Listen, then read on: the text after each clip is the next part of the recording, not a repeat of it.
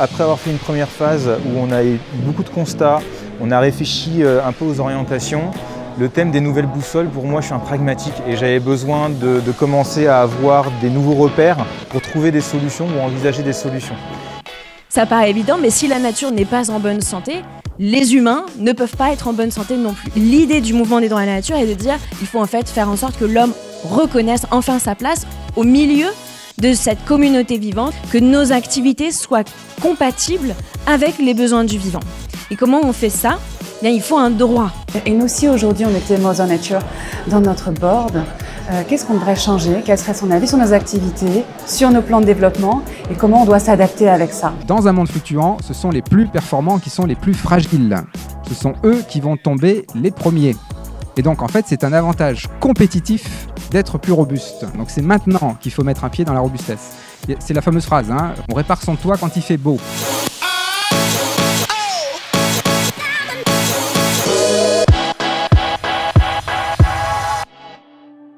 On construit vraiment quelque chose d'intéressant pour son entreprise. Mais en fait, ce qui est assez flagrant, c'est qu'en tant que personne, on change aussi beaucoup. Et ça, je ne m'y attendais pas parce que c'est beaucoup plus profond que ce qu'on croit.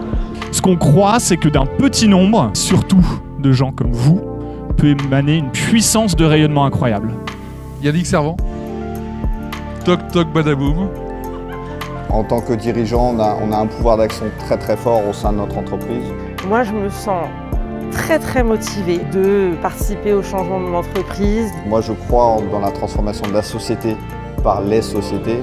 D'avoir un questionnement profond et surtout une action très profonde et concrète. J'ai l'envie de nous donner les moyens de le faire avec des convictions extrêmement fortes et une vision à long terme qui va prédominer sur la vision à court terme.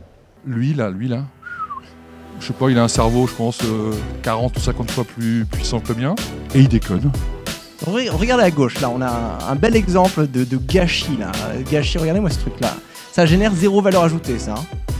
Ça fait de l'ombre aux gens, ça rafraîchit la ville, c'est un climatiseur, c'est un hôtel à biodiversité, ça filtre l'eau, ça absorbe le carbone, mais ça sert à rien en termes de comptabilité nationale. Par contre, ça devient intéressant si tu le coupes pour faire un tabouret. Parce que là, tu vas pouvoir extraire de la valeur ajoutée. Pourquoi en fait ? Malgré l'abondance d'indicateurs alternatifs depuis les années 70 au moins, nous n'avons pas remplacé le PIB. Parfois les économistes disent oui, il a des limites, mais c'est juste un indicateur. C'est pas juste un indicateur, c'est devenu un imaginaire. Bon écoutez, moi je trouvais que c'était une super session, je vais mettre un 10 sur 10, moi perso. Je trouve qu'on gagne en sérénité, en enthousiasme. On commence à avoir des clés de solutions qui s'activent. Et puis, on a toujours le collectif qui devient de plus en plus fort et qui nous porte de plus en plus. Donc, c'est un moment très chouette de la CEC. On sait qu'on est à mi-parcours et on attend beaucoup de la suite.